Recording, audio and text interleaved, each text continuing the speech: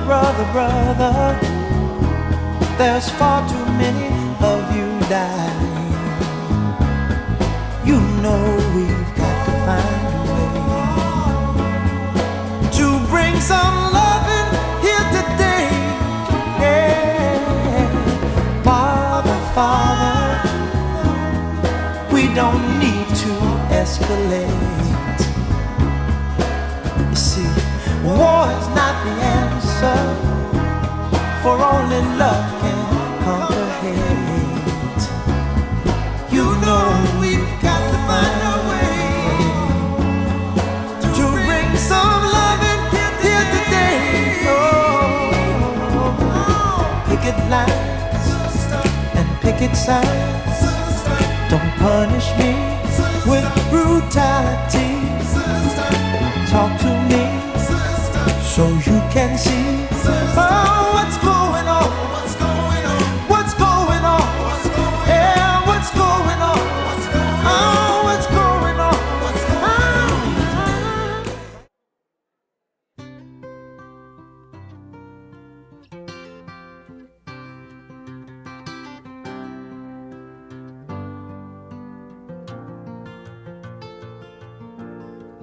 Just yesterday morning, they let me know you were gone.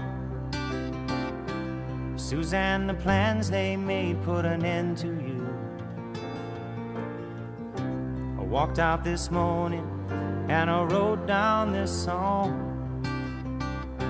I just can't remember who to send it to. I've seen fire and I've seen rain. I've seen sunny days that I thought would never end. I've seen lonely times when I could not find a friend. But I always thought that I'd see you again.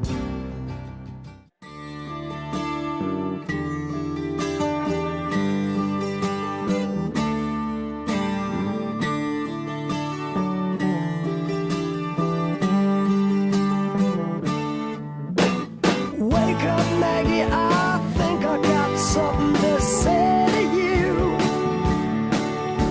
It's late September and I really should be back at school. I know I keep you amused, but I feel I'm being used. Oh, Maggie, I couldn't have tried anymore.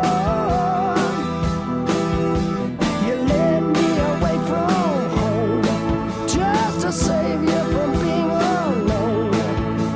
You stole my heart, and that's what really hurts.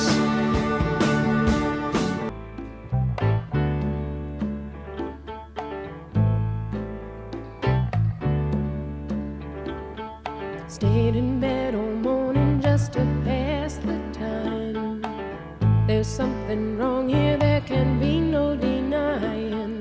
One of us is changing, or maybe we just stopped trying. And it's too late, baby, now it's too late. Though we really did try to make it. Something inside has died, and I can't hide, and I just can't fake it. Oh, no, no, no, no, no.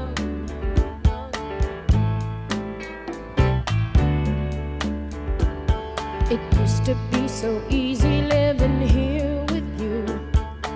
You were light and breezy, and I knew just what to do. Now you look so unhappy, and I feel like a fool. And it's too late, baby, now it's too late. Though we really did try to make it. Something inside has died, and I can't hide, and I just can't fake it. Oh, no, no.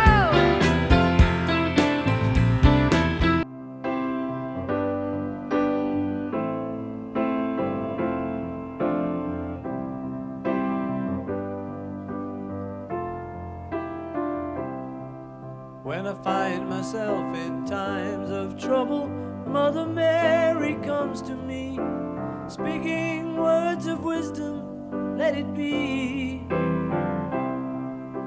And in my hour of darkness, she is standing right in front of me, speaking words of wisdom, let it be.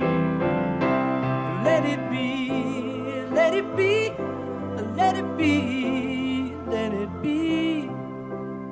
Whisper words of wisdom, let it be.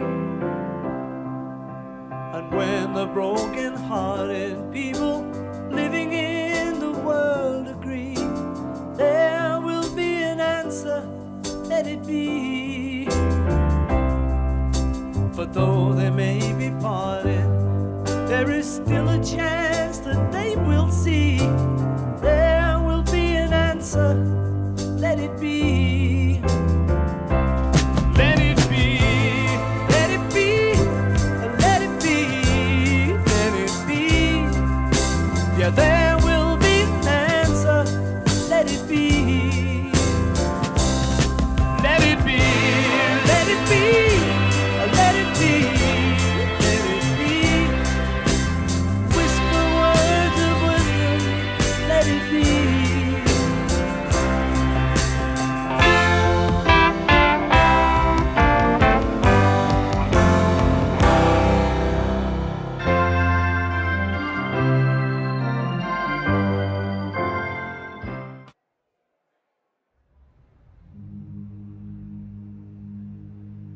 This is my song, O God of all the nations,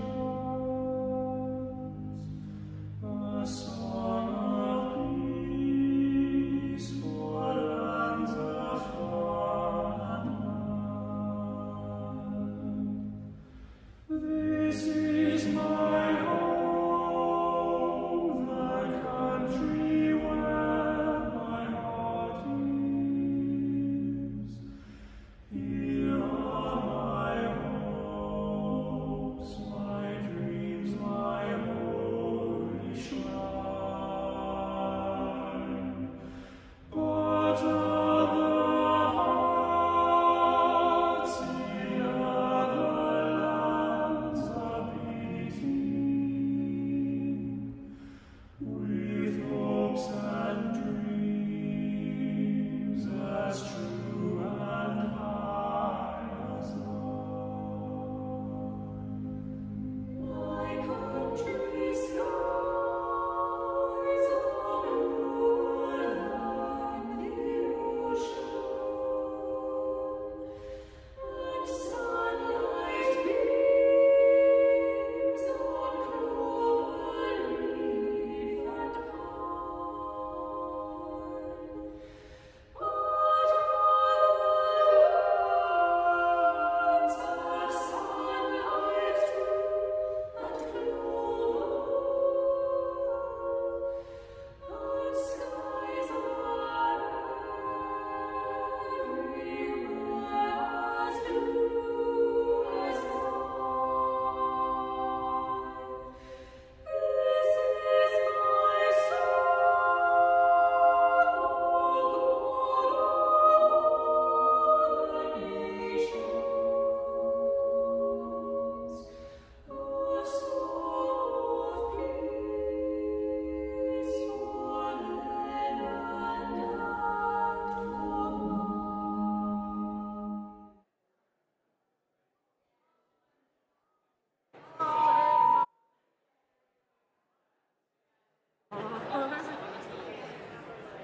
That's funny. Okay. Good afternoon, and welcome She's gonna call to the 13th annual P.E.O. Author Event and Fundraiser in support of women's education. My name is Carol Skoglin. I am an active member and a past president of the P.E.O. Chapter Q here in Cleveland Heights, and on behalf of our chapter, we are very happy to have you with us. Before I introduce our guest author, I'd like to share a brief overview of who we are. P.E.O. stands for Philanthropic Educational Organization. We are a nonprofit and one of the oldest women's organizations in North America. We have some 5,000 local chapters across the United States and Canada, and I know some joining us today on live stream are with us from across the country.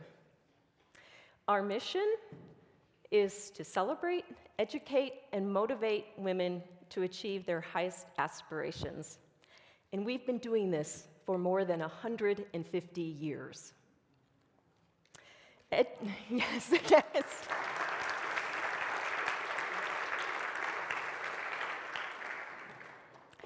Educational support is at the heart of everything we do. P.E.O. manages 6 projects in the form of grants, loans, scholarships, and stewardship of Cady College. In terms of impact, P.E.O. has helped more than 128,000 women pursue their goals by providing more than $457 million. In the last year alone, since we held our last author event, P.E.O. has allocated $25 million in educational support.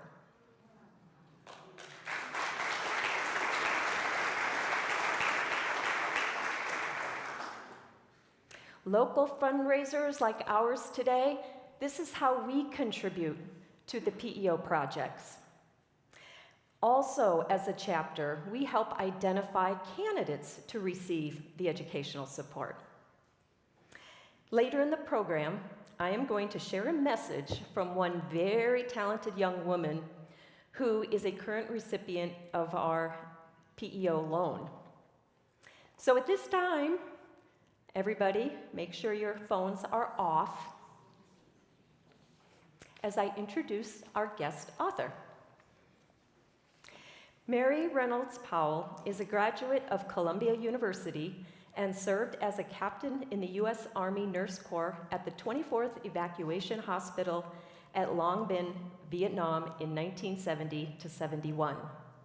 Since her return from Vietnam, Mary has worked in community health and on community issues in 4 different states.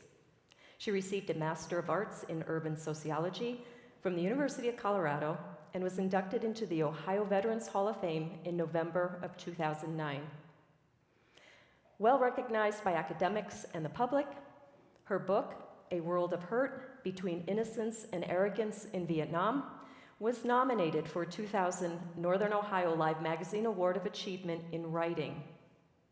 In early 2005, Mary's book was released in Israel, becoming only the 2nd book on the Vietnam War to be published in Hebrew. Mary and her husband, Doug, whom she met in Vietnam, live in the Shaker Square area of Cleveland. Please welcome Mary Reynolds Powell.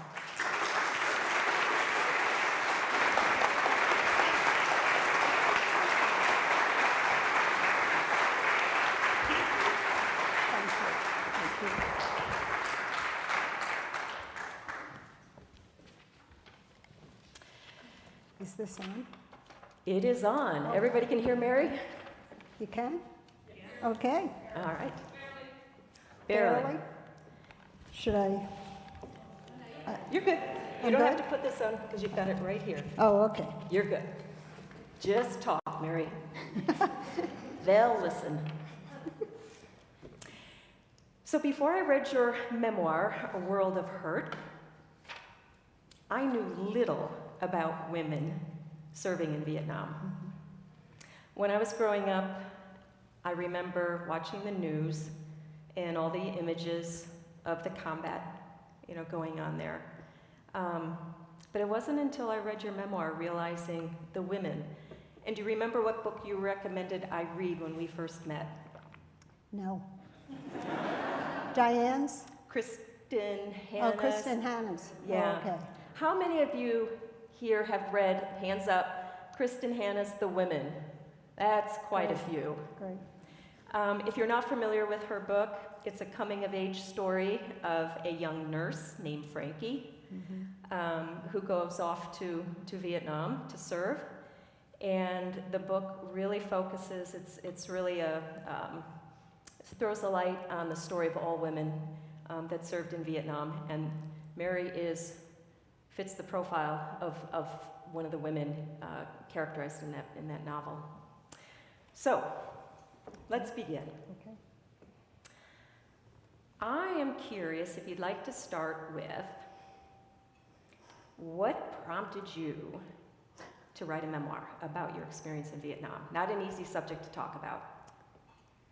Actually, in May of 1990, my favorite professor at Columbia School of Nursing, who was then the Associate Dean of Nursing at the State University of New York in Binghamton, told me that they were going to be doing a 3-day Vietnam retrospective on the anniversary of the students being killed at Kent State. And she said that the nursing school would want to sponsor my talk. And I said, you don't want me. I said, I was not in the emergency room or surgery. I worked in internal medicine, and she said, Mary, we want you. And so that caused me to go back and review the whole experience. Now, Doug and I met in Vietnam, so that was a bond between us at the heart and the gut, not up in the head. We never talked about it. We certainly didn't talk about it until the fall of Saigon. Once the US was no longer in Vietnam, we could begin to talk about it. And it's not like we consciously said, we're not going to talk about it. No. That was when our systems were ready to talk about it. So I was asked, as I said, to speak at SUNY Binghamton. And during those 3 days that I was at that conference, I was surrounded by veterans. And it was, even now, I have goosebumps, because it opened up in me something that had long since been buried. Mary, this might be a good point to ask. Do we have some veterans here thank with you. us I today? meant to ask that. Well, Do you want to stand and... okay, well, Lou's over there, and you? Yeah. Thank you. Yeah. Ah. Yeah. Thank you, Carol. I planned to do that, and I've gotten so wrapped up in this, so thank you. And I'm so glad you guys are here. Is there anyone who had a family member killed in Vietnam? Okay. That's good. Okay. So, anyway, oh, I know. So I was surrounded by veterans in that experience. And the final day, it was so wonderful. The final day, the final talk was given by a colonel. And he was supposed to speak about the Vietnam War from a military perspective. And I expected he would say, this is what we expected, but this is the situation, and this is what happened. This fellow absolutely spun so much and didn't have any true understanding of how it impacted those of us on the ground. He was talking about a war totally objectively, without regard to the people who, as I said, were on the ground. There was a fellow who raised his hand, and he said, and Colonel picked on him, and he said, Colonel, I'm real confused. He said, I was in Vietnam. And he went into how tough it was. And the colonel said, oh, don't you worry about that. and kept spinning what the corporate, the corporate line. This veteran, and those of us who are veterans know, this veteran was processing so much that when the colonel finished, the nurse in me, the mother in me, jumped up, went around to that veteran to kneel down next to him, to pat him on the back and say, "Hang in there." Instead, I lost it. I started to cry, and I am sobbing all over his thigh, and he's patting me on my back, and we were surrounded by veterans. This is 20 years after. That was such an incredible experience for me, and I left there determined to tell the story. And within 1 week, I knew exactly who I wanted to interview. Yeah. Very nice. I found that interesting when I first met Mary talking about her memoir. As she said, 20, 25 years after the experience, you know, some of it just taking time to process it, collect your thoughts, and that it's not, an objective look at the war. It's your emotions that you experience there. And there's nothing more wonderful, and I know some of the veterans here will appreciate this, there's nothing more wonderful than watching a veteran cry. Nature gave us tears for a reason. Very true. Yeah. Well, I'm going to move us away from tears right now. Okay. And I want to share with our guests who maybe haven't read Mary's book yet how her chapter 1 opens. And I quote, "Oh shit, what have I gotten myself into?" Mary, will you take us back? Take us back to November 1970. How did you end up on a flight to Vietnam? I didn't choose to. I had been at Columbia University for nursing school, and I had worked very hard and saved a lot of money and got a New York State Regent Scholarship, and that covered me through junior year. And then I was going to run out of money and would have to take out a loan. And I saw several classmates wearing Army student nurse pin on their uniforms. And they were getting money from the Army. So I went to meet with the recruiter, and this was in September of 1967. And she told me, yes, for 1 year of assistance from the military that included paying my tuition, books, fees, and paying me a salary, I only had to give the Army 2 years. And I could go to Hawaii, I could go to Puerto Rico, I could go to London. And I said, well, what about Vietnam? And she said, don't worry. By the time you're ready for the Army, we won't be in Vietnam. Now, she was not lying. She was not, this was September of 67, before the Tet Offensive of 68 that was such a major wake-up. And I was going to graduate in 69. She was not lying. But at any rate, I signed my name on the dotted line, and I took the money, and I was very happy with the money, and I graduated the weekend of Woodstock. And several of my classmates left graduation, jumped in their cars, and went up the Hudson, and the rest is history.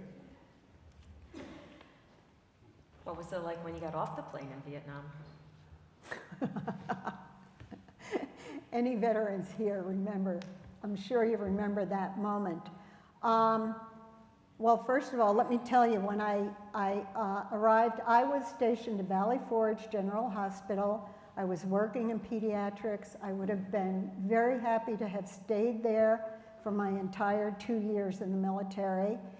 And I arrived on the ward for the night shift, and there was a message to meet with the chief nurse first thing in the morning. So when the sergeant was making rounds to get reports from us, and anybody who's been in the military knows that the sergeants know all, when the sergeant came by, I said to him, "Do you know why the chief nurse wants to see me?" And he said, "I don't, but I'll be cleaning her office. and I'll check." And he called me and he said, "I don't see any notes." So even now my heart, if you knew what my heart rate is doing right now. So I got off duty and I walked into her office, and the first thing she said to me was, "Did you request orders for Vietnam?" And I said, "Colonel, may I sit down?" Yeah. And then I had worked at night, which meant I had to sleep in the day. Plus, I had to call my mom to tell her I had orders to go to Vietnam. You can tell from the way I'm talking about it, that is so embedded in me. So anyway, that's how I ended up there. I flew from Travis Air Force Base. There were 4 or 5 women on the plane. The rest were the GIs. And when I was there, now I flew there in November of 1970. And I typically divide that war into 3 sections. The soldiers who went over in 65 to 66 saw 1 war. The poor guys who were there between 67 and 69 with the Tet offensives absolutely went through hell. Those of us who were there in 70, 71 to 72 had our own issue, and that was we all knew the US wasn't doing anything good in Vietnam. And yet those poor guys were still out there in the bush. And the 24th, many of the hospitals had closed, and the 24th Evacuation Hospital where I was stationed was still open. Thank you, Mary. That transitions nicely into the next question I'd like to ask you. In your prologue, I kept coming back to this sentence you wrote, and I would like you to elaborate. Mary wrote, "I wanted to protect the innocent kids in blue pajamas from the arrogant system that sent them to war." And I wrote that because I encountered that veteran that day. And I did not know in Vietnam what had been going on inside of me. And it was overwhelming. This colonel who was spinning this story, what he was talking about had nothing to do with what was happening on the ground. And this young guy, this veteran, was trying to figure out the pain inside of him and why he was still feeling it viscerally.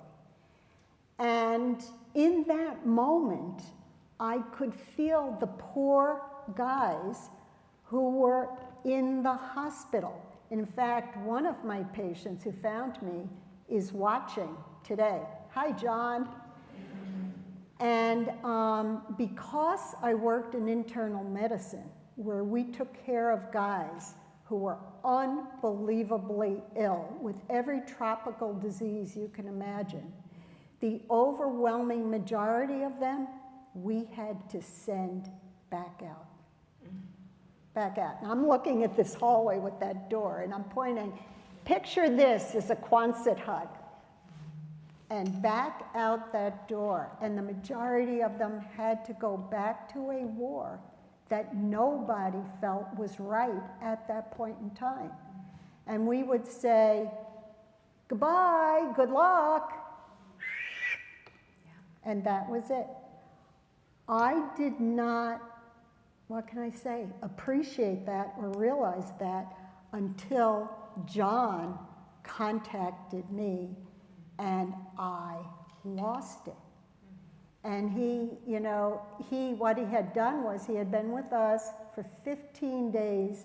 His records were 405 pages long.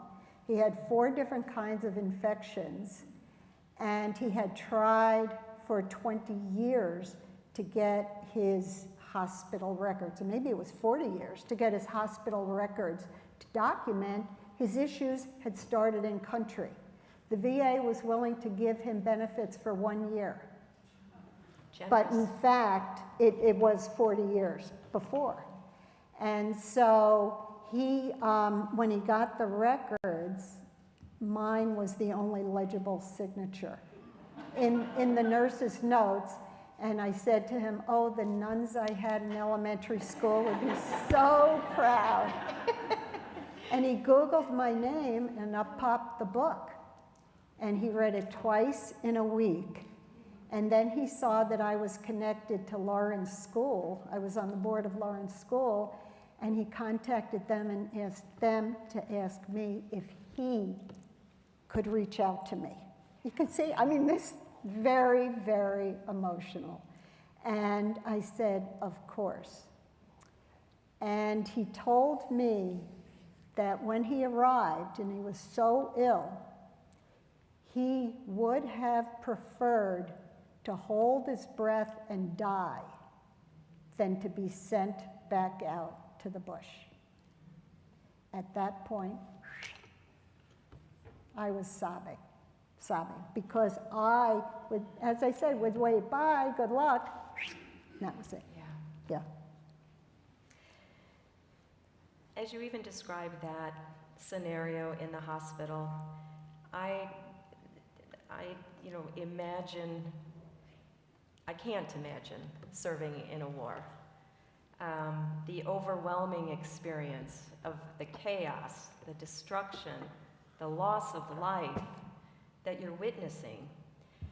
And yet, Mary, in your memoir, you describe the beauty you found in friendships. And you write in your memoir about stories of 7 of these friends that you experienced Vietnam with in that year.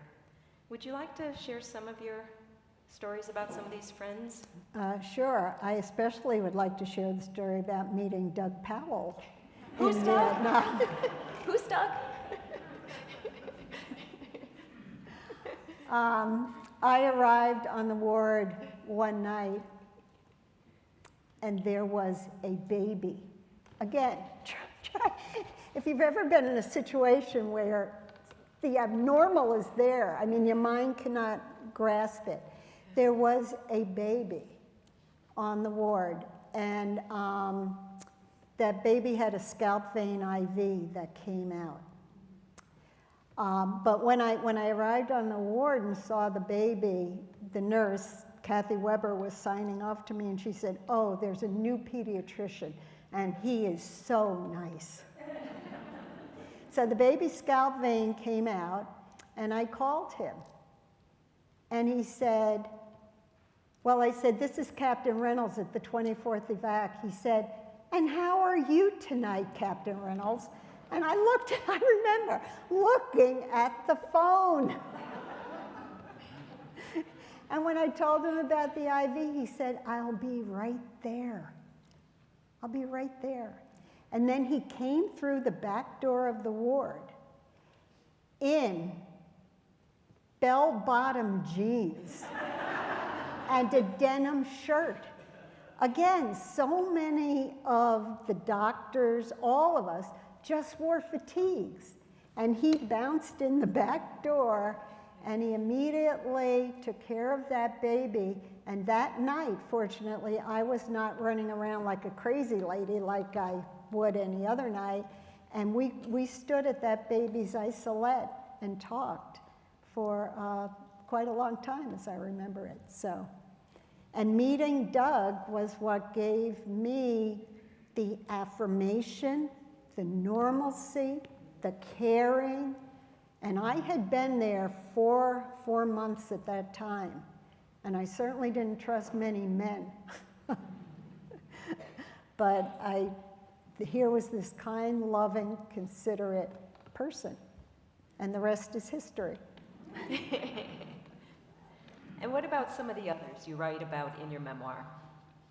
Well, the story in my memoir that everybody remembers is the story of Stephanie. Stephanie Genthon had the room right next to mine in the Hooch. And the Hooches, I'm sure you've seen pictures of them. They were, well, the Hooches actually were like long dorms. And they're, I keep looking at this hallway here. And there are like 6 rooms on each side. And we really didn't visit with each other often within the Hooch. We most often did that over drinks at the officers' club.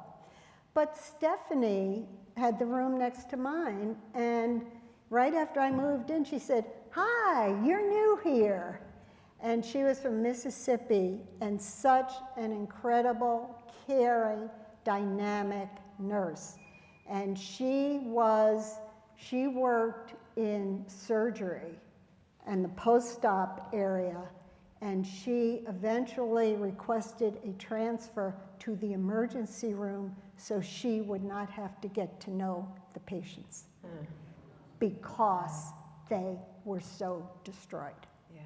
So she went to the emergency room, and I'll never forget, she was standing in the Hooch with me and suddenly heard the helicopters, and she said, I gotta run. And I had only been there a few days, and I thought, wow.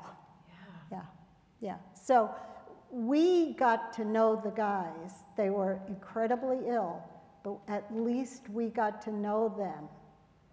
In Stephanie's case, she was taking care of guys totally blown apart. Yeah. Coming back to Kristen Hanna's historical novel, something that stands out as you're describing, reminding me of the way she said when Frankie, the 20-year-old, is sent over and as fast as everything's moving, she's told, go hold his hand, someone who's about to die, one of the, in this emergency room and all torn up. Mm-hmm. And she's thinking, I can do more than that.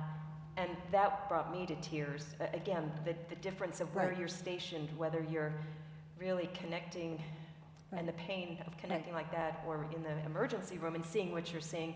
But that idea that there's Frankie holding the hand, be the girlfriend, be the mother, be the sister to that soldier, I thought, wow, that's impactful. Again, the nurses and what you were doing. Right, and we developed, my gosh, we were working 12-hour shifts, 6 days a week, and we'd have a day off and then back to the opposite 12 hours. And it was,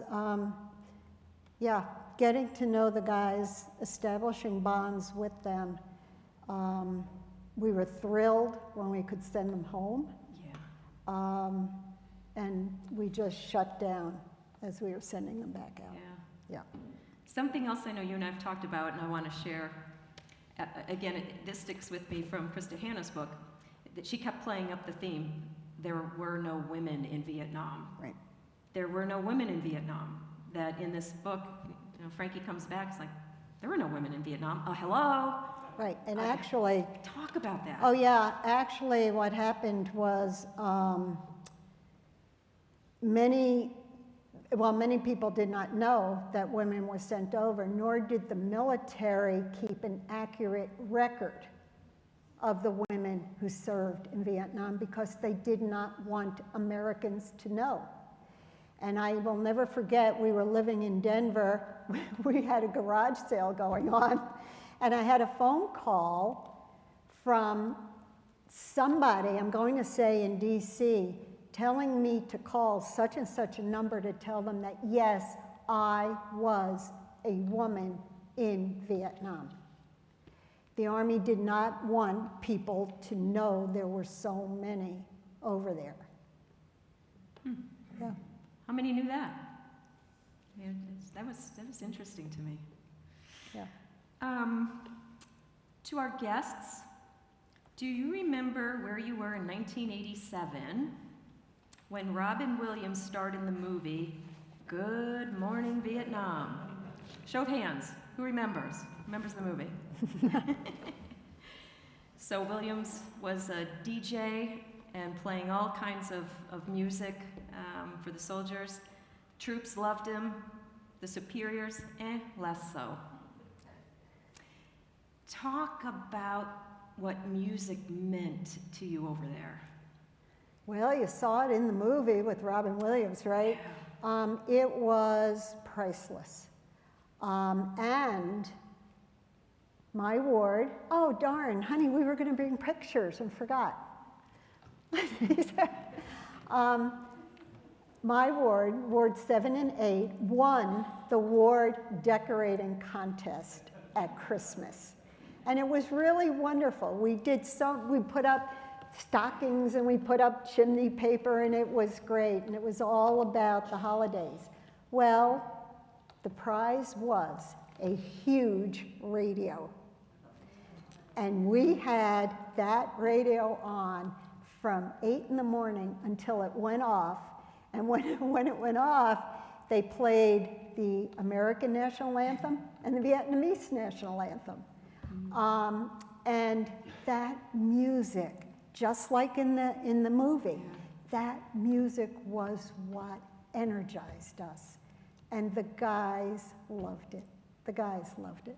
Yeah. Do you still like listening to the music today? Of course. Yeah. Of course, yeah. I hope you heard a little of the play soundtrack as you arrived. Yeah, good. We've got one more number at the end, so don't miss it. Yeah, and a very good friend of mine who I met after Vietnam, his name is Doug Bradley, has written 4 books. And Doug has written so much about the music of Vietnam that kept us all going. And he gave me a list of songs for us to play. Awesome. Yeah. Well, before we move into some questions from our guests, both here we have a wonderful attendance and a number of people on live stream. Get ready. We'll start taking some of your questions. And a quick little note to those of you on live stream. If you've got a question for Mary, you can just send it straight to me by text. So find a pen and write down my cell phone number, and that is 216-408-4249. I think we'll get that in the chat for you as well. So here's my one more question before we move into some questions for you. Your book title, A World of Hurt. How did you come up with that? My original title was Between Innocence and Arrogance, A Place in Vietnam. And I went to some program, maybe in Elyria, somewhere the other side of the river. and there was a veteran who stood up and said, we were in a world of hurt. And that was it. That was it. And so my title became A World of Hurt, Between Innocence and Arrogance in Vietnam. Wonderful. Yeah. Yeah, that was quite a moment. All right. Who would like to ask the first question? Oh, Cindy, hop around the corner here. Hi, Barry. Here, we have a microphone too for you. Could you move there so I can look at you? Thank you. I don't have a question, Mary. I have a couple of comments. And I happened to be in the Shaker Heights post office and doing whatever, and then Mary was behind me in line. And do you remember that, Mary? No, but my daughters would say I always get into conversations. But anyway, we started talking. I'll make it brief as quick. And we started talking, and we found out that we were stationed about 40 miles away from each other at the exact same time. Oh, wow. And I was a young combat officer, and And remind me where you were? we were in Phuc Vinh. Okay. And the only women that we saw as a 24-year-old young officer were in the bars. I didn't know that there were any women in Vietnam. There you go. And for some reason, as officers, we weren't allowed to drive. Of course, we did, but we had assigned drivers, and my driver and I were on the way to Saigon, and we got hit. And for some reason, I lived and he died. When I was in the hospital for like 3 or 4 days, I never saw a woman until I met Mary at the Shaker Heights post office this summer. I didn't know that. And my comment is that I'm glad to be here, and I teach, and I had to get my students out early today, and they said, "Where are you going?" I said, "I've got to go hear this lady that was in Vietnam." What's that? Kind of scary. But I really appreciate you, and we bonded immediately out in the Shaker Heights parking lot. And, Again, my daughters would say I keep doing that. And Mary, don't stop doing it. Oh, Yeah, no, don't we stop doing couldn't. We can't, right? Veterans, it's with each other. thank you very much. And music, remember this one? We got to get out of this place. This is only the last thing. Thank you very much. Yeah. And that song was never played in on the radio, on AFVN, but it was played all over the place, and it was sung with a gusto that has never been matched. Yeah. Thank you. Yeah.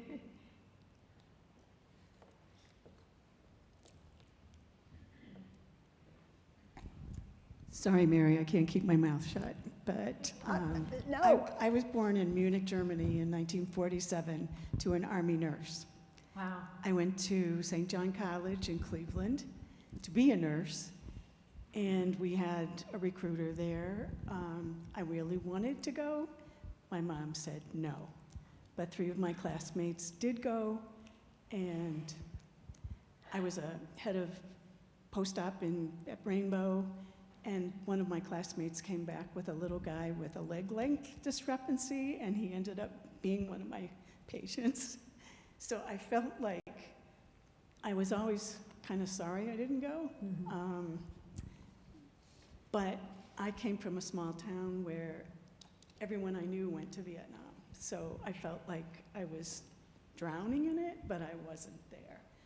And I have a count of, last count, I think 18 or 19 friends and relatives who either died there or as a result, early suicides, drug overdoses. So it was a world of hurt. A world of hurt. And I shared your book. I was a pediatric nursing instructor for 3 summers for CASE, and one nurse was going to go in the Navy. And I said, I have a book you should read, you know, to pay the bills. The bills are outrageous. But she ended up not going into the service, which I feel sad because there's plenty of places where military nurses can work, but the chance of having to end up in a horrendous war like that just was too scary. Right, but I can't say enough about the nurses I met there, the nurses I worked with, and the fact that the military didn't keep track of how many women were in Vietnam. And even about a month ago, there's a high school teacher in Georgia who years ago I heard from somebody, another veteran, you know, wanted to match his students with veterans, and they would very much like to have the girls matched with a woman who had been there. And the most recent student who just started this year, a couple of months ago, wrote and she said, I don't understand why you said you were sent to Vietnam. I thought all the women volunteered to go to Vietnam. And this is, so I had to educate her. Nobody I knew at the 24th at that point in time had volunteered for it. Yeah. So. Let's see if we've got any. No, so if you'd like to Okay. continue.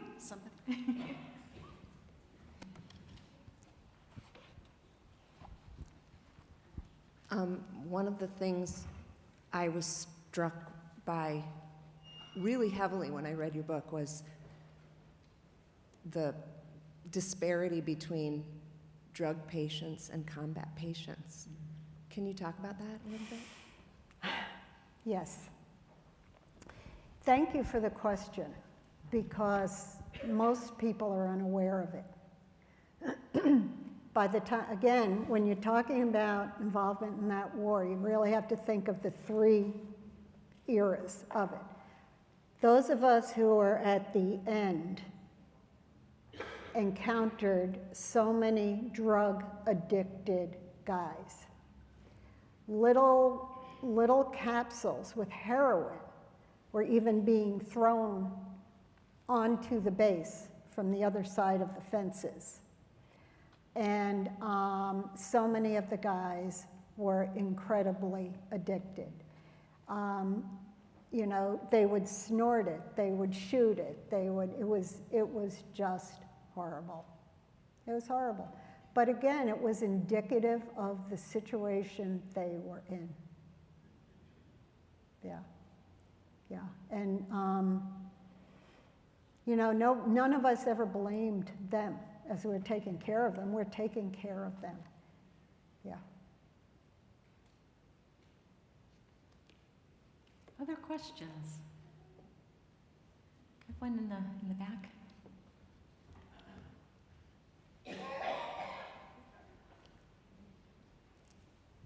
Hi.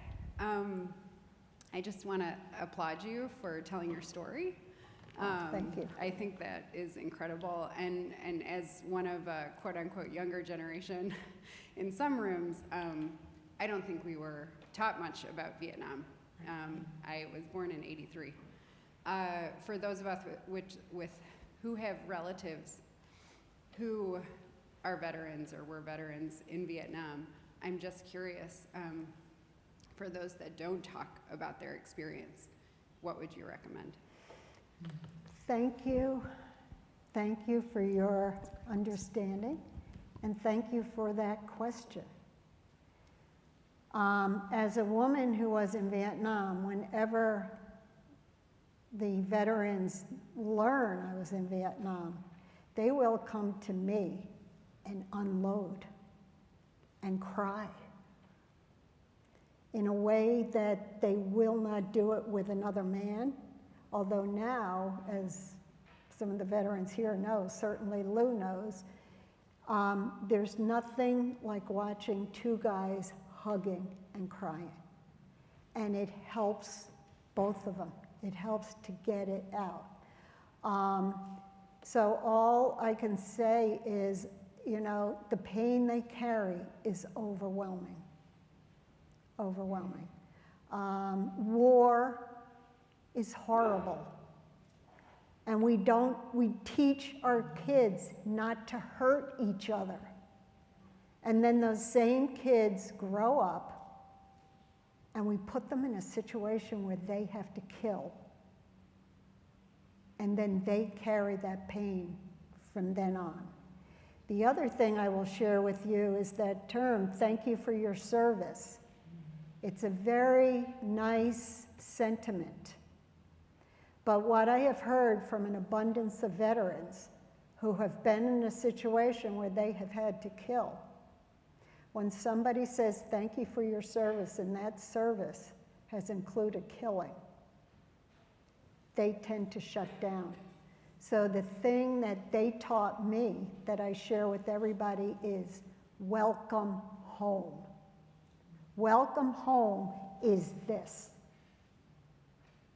It's this. It's bringing them back. It's bringing them back despite what they had to go through. And it really helps them. The father of a friend of mine was a World War II veteran, and he was dying, and she said to her dad, I'm going to call the priest. And he said, Will he ask him will he ask me what I did in the war? He had been in World War II. He had never talked about it. So that's why when you meet a veteran, you have no idea, man or woman, you have no idea what they've gone through. So welcome home is a wonderful, it's nice. wonderful phrase. Yeah. Let's see, I think we've got time for one or two more questions. Okay.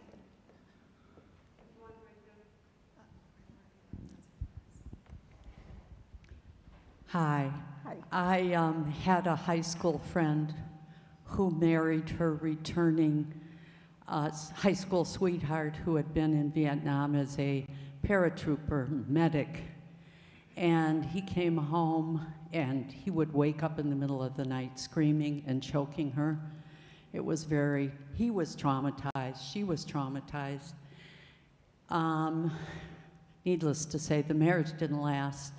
Then I went to my 40th high school reunion. I went to high school in Flint, Michigan, about 600 graduates, and I saw the impact. They had a big board up of people who had already died, and it had a big impact on the African American community in Flint, graduates of my class.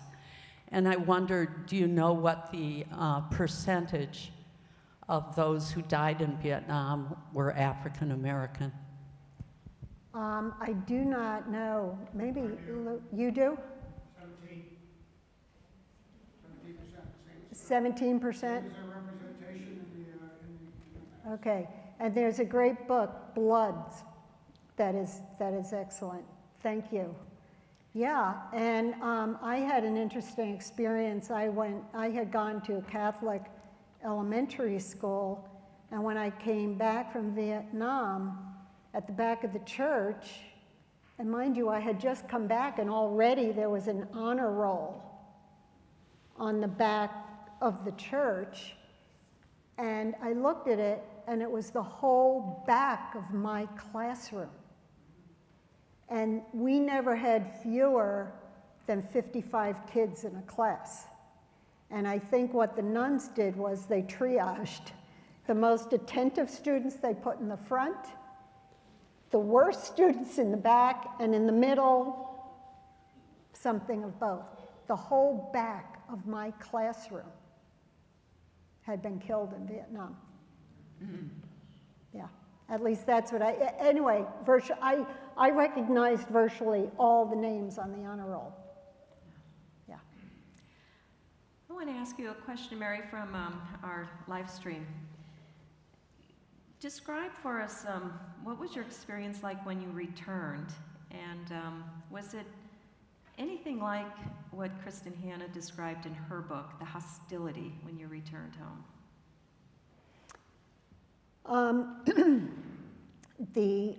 Kristen Hanna's book really is about the beginning of the war, okay? And then the anti-war movement. You know, those nurses came home to the anti-war movement. And unfortunately, that movement attacked the poor people, men and women who had been sent. They were the most obvious representation of the military, and it was horrible for them. By the time I came home, that was not the case because the Vietnam War was pretty much in people's rearview mirror, and that was it. But I will tell you, when I got home, I'll never forget, I had to book a flight from San Francisco to JFK Airport, and I went up to the sergeant who was selling the tickets, you know, and I had a choice. I could go in uniform for half fee, or I could go out of uniform but still get a 25% discount. And I said, I'll take that one. And he said, you mean you're not going to fly in uniform? Mm-hmm. I said, no. No. Yeah. And I'm not even sure I thought that through, or, you know, but in that moment, no, Not doing it. this uniform. Now, what I did do, I got rid of the dress uniform soon after I got back from Vietnam, but I still have my fatigues, because the nursing I did in those fatigues was the best nursing I ever did in my life. So.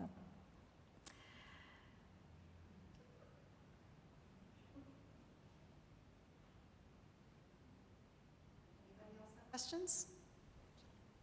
Take another, or are we done? Last one?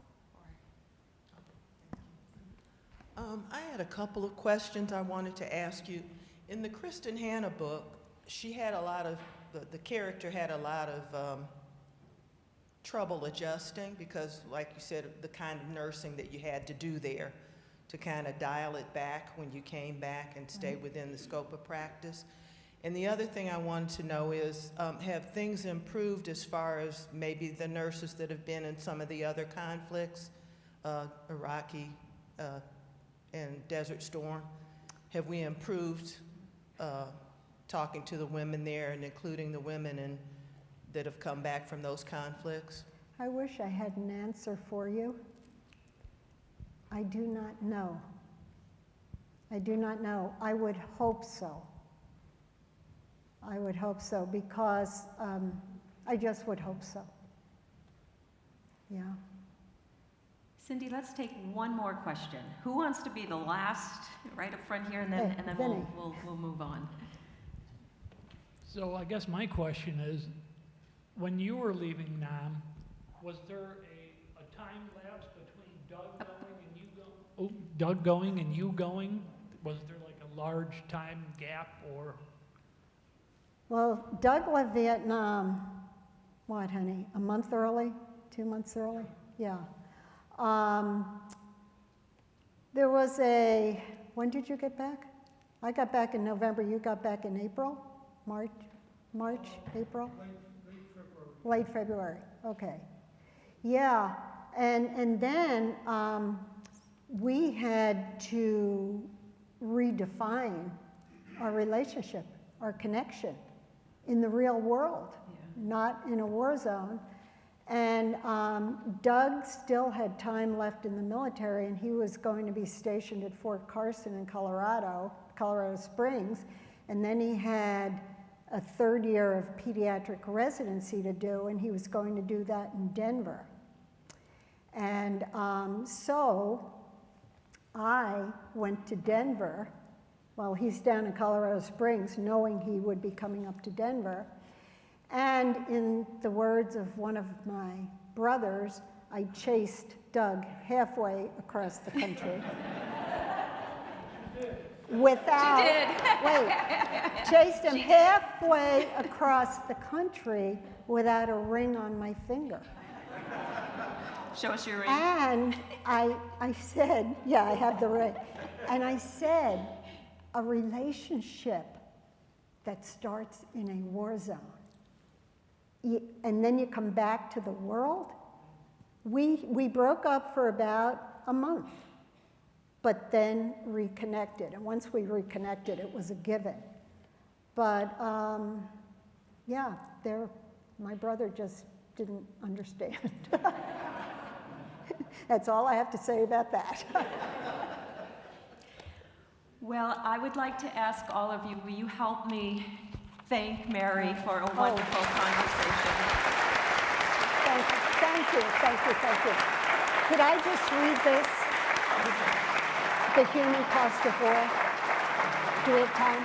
Okay, thank you. Two things. Mary would like to read something to you, and I'd like to give this to you just as a little gift from our chapter for thank you for joining us. So did you want, and then I'm going to close this out, so don't go away. I did this for a Veterans for Peace display many years ago. The human cost of war. Our parents tell us it is wrong to kill. Our churches preach it is wrong to kill. Our teachers teach us it is wrong to kill. Our government forbids us to kill. And then, one day, the leaders of our country declare war and tell us it is okay to send our young people to kill on our behalf. It is okay to rain destruction on mothers, fathers, and children in a foreign land.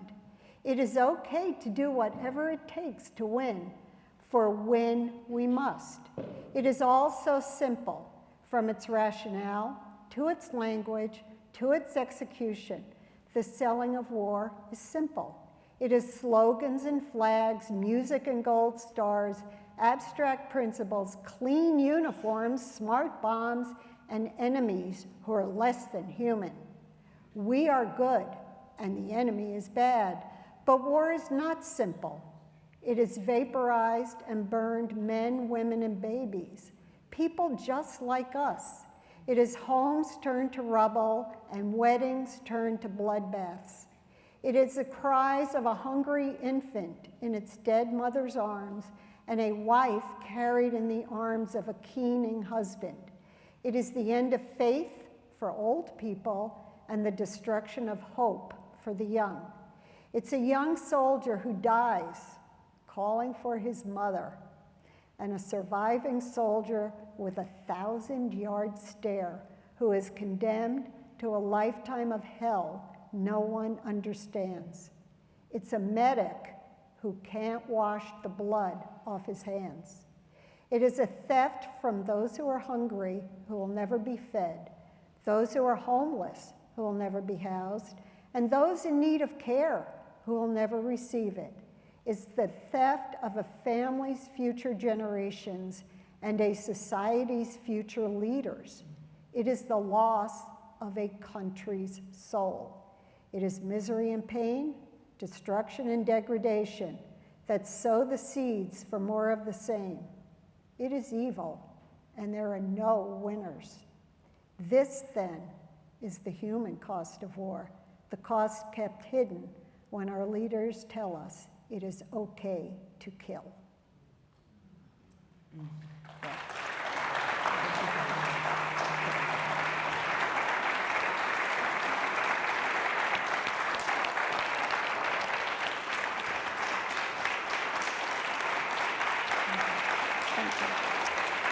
Thank you.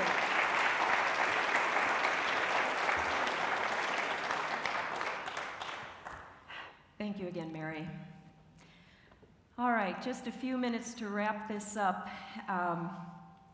Coming back to, I mentioned at the top of the program that I want to share a message with you from one of our recipients of a P.E.O. loan. Please listen to the message she prepared for you. Hello, Chapter Q and friends of P.E.O.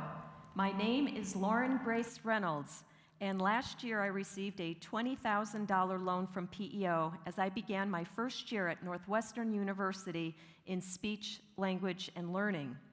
I worked hard during my first year and was awarded the Kenneth R. and Grace S. Rearwin Scholarship. I'm grateful to receive this $36,000 award given to an outstanding student in the Master of Science in Speech, Language, and Learning. In my second year, my days are less about didactic learning and more about clinical application. This quarter, I'm on a pediatric supervisor clinician team. I have 8 patients with various concerns, ages 8 to 24, and I meet with them weekly. It's a challenge, but I am enjoying it very much, especially seeing my patients' progress and my own. I will graduate in June 2026 and begin my career, perhaps in Chicago. Thank you for your continued support, P.E.O., and enjoy the program. I'll share with you, Lauren Grace grew up here in Cleveland, and she is a 2019 graduate of Shaker Heights High School.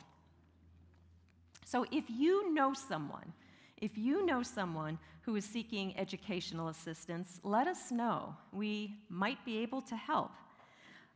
To learn more about P.E.O. and our educational projects, including eligibility criteria for each of them, simply go to our website at peointernational.org. So I hope you've enjoyed our program and our conversation with Mary. If you have, I invite you to please donate to P.E.O. to our fundraiser today. This will help us continue to support more women like Lauren Grace, who you just heard from. You can donate online or by check. Cash works too.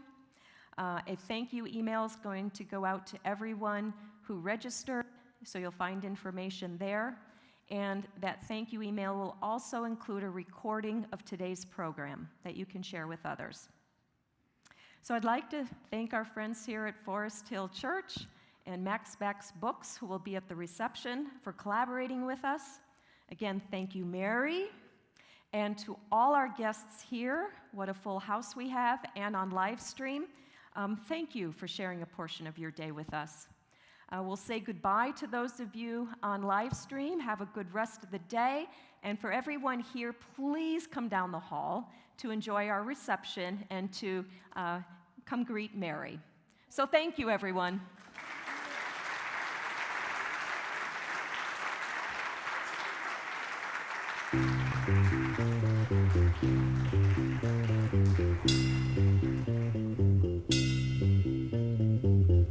In this dirty old part of the city where the sun refused to shine, people tell me it ain't no use in trying. My little girl, you're so young and pretty, and one thing I know is true: you're gonna die before your time is due. See my daddy in bed and dying, see his hair turning gray. He's been working and slaving his life away. I know, as he's been working, yeah, every day, slaving his life away. He's been working, baby. He's been working. We gotta get out of this place. If it's the last thing we ever do, we gotta get out of this place. Girl, there's a better life for me and you. Yeah. My little girl, you're so young and pretty, and one thing I know is true: you'll be dead before your time is due. Yes, you will. See my daddy in bed